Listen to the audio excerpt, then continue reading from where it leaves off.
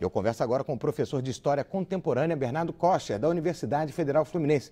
Muito boa tarde, seja bem-vindo aqui conosco. Professor, os ingleses, os britânicos nunca se sentiram propriamente 100% inseridos dentro da comunidade europeia, principalmente questão da moeda, nunca trocaram, aceitaram o euro. Agora, a pergunta que fica, o que levou o eleitor a dizer sim? Essa é uma tendência já antiga na Grã-Bretanha, primeiro de não entrar logo no começo, nos anos 50. Depois de postergar a entrada, depois quando entrou fez uma série de exigências, é o que se chama no vocabulário da União Europeia de Europa à la carte. Alguns países mais fortes escolhem o que querem participar, não é só o euro que a Grã-Bretanha não participa.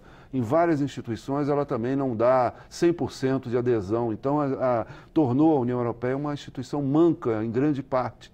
Essa saída não surpreende, né? Havia duas propostas, uma de entrar, mas de entrar aprofundando os vínculos com a União Europeia, inclusive de troca de moeda, e outra de saída. Nesse momento de crise, a União Europeia também está em crise. Ela não é a solução para a crise. Então, os políticos mais à direita no espectro político, usando o nacionalismo, a questão migratória foi fundamental para grande parte dos eleitores brancos, porque a Grã-Bretanha já tem uma grande parcela, cerca de 10%, são de imigrantes, de emigrantes, seja da África, seja da Ásia. Então, isso aí pesou e foi uma vitória muito apertada, mas ela define um quadro futuro para a União Europeia. Agora, o Reino Unido também corre risco, já que Escócia e Gales já estão fazendo um novo referendo até para ficar com a União Europeia. E se a gente for olhar ponto a ponto, pontualmente essa eleição, Londres votou a favor do não, ou seja, continuar como estava.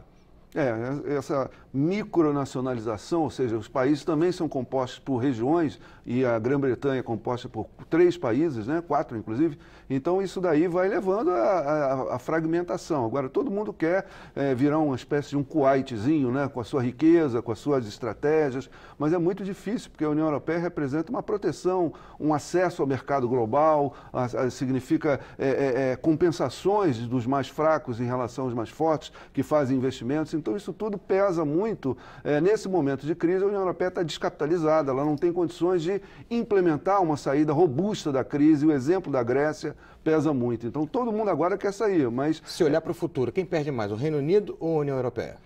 Eu acho que perde mais é o Reino Unido. A União Europeia, se ela se manter, porque a tendência de descentralização via França, como está se anunciando, depende dos resultados das eleições nacionais de 2017, a Inglaterra, se não tiver um bom laço com os Estados Unidos, ela vai perder estratégia no continente europeu. Então é muito complexa a situação dessa opção do não. Foi, no momento, por uma questão de migração, de evitar que migrantes da própria Europa acorressem à sociedade britânica, impondo aos serviços públicos britânicos custos, né? Como o crescimento econômico é baixo, a arrecadação de impostos é baixa, esses novos migrantes iriam se representar peso econômico. Então foi por isso que venceu por uma margem estreita, é bom se dizer isso, o não. O senhor acredita que para o Brasil quais serão os daqui para frente, os passos futuros?